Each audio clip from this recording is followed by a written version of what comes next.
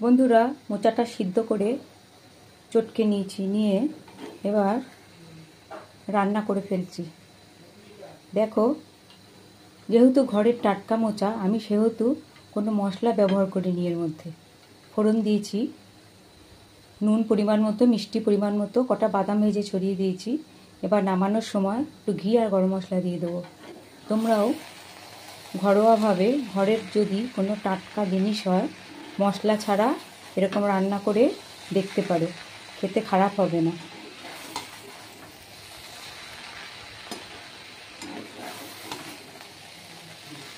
মোচা কে কে খেতে ভালোবাসো জানি না, আমি তো খুব ভালোবাসি। আর যে যে খেতে ভালোবাসো আমাকে কমেন্ট করে জানিও, ভুলো না কিন্তু।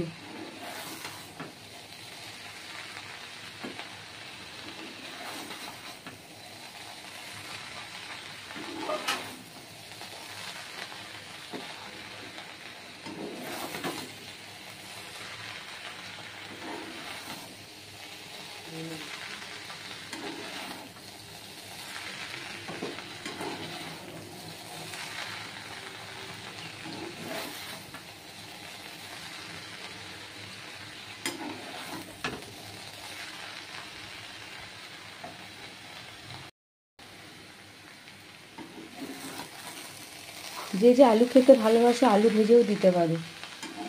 আমি তো মোচার সবসময়ের জন্য আলু দিই ভেজে। অনেকে আলু খায় না, সুগার আছে, কিন্তু আমি সবসময়ের জন্য মোচাতে আলু ভেজে আলু দিই।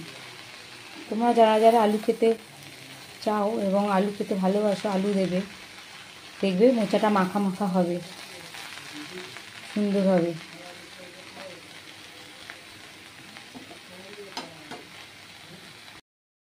মোচাটা হয়ে গেছে, এবার ডিশে বেড়ে ফেললাম।